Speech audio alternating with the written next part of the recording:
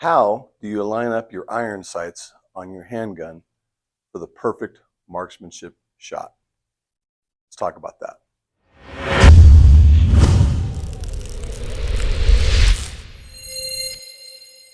Hey everybody, this is Mike with Personal Protection Academy.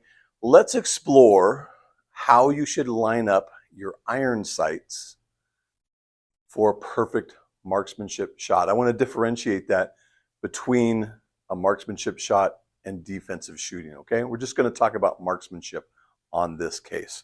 So here's what we have is your firearm, your handgun, your revolver, your semi-automatic. It has a rear sight that looks roughly like this. It may or may not have the dots in it, but it has two sight posts. Your front sight may or may not have the dot in it, but it looks like this. It has a single sight post.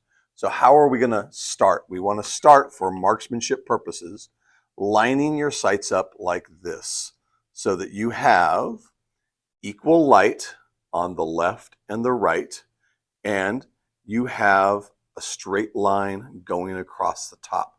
So when you're lining up your front sight and your two rear sight posts, you want them to look like this, right? Equal light left and right, and straight line across the top.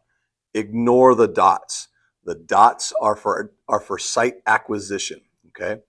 Now, how do you line your sights up with your target to make for the perfect shot? Now, let's just look at the front sight post as it relates to this.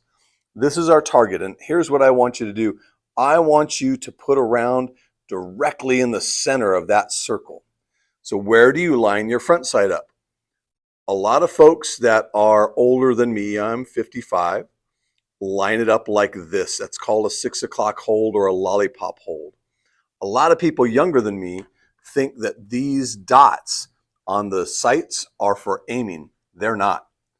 What people younger than me will do is they will line the dot up with the center of the target.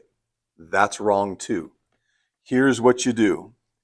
You take the front sight and you line it up so that it splits the target in half, so that half of the target is above the sight and half of the target is below the sight, and you can't see the sight. That, all things being considered, is going to put your round right there in the center of the target.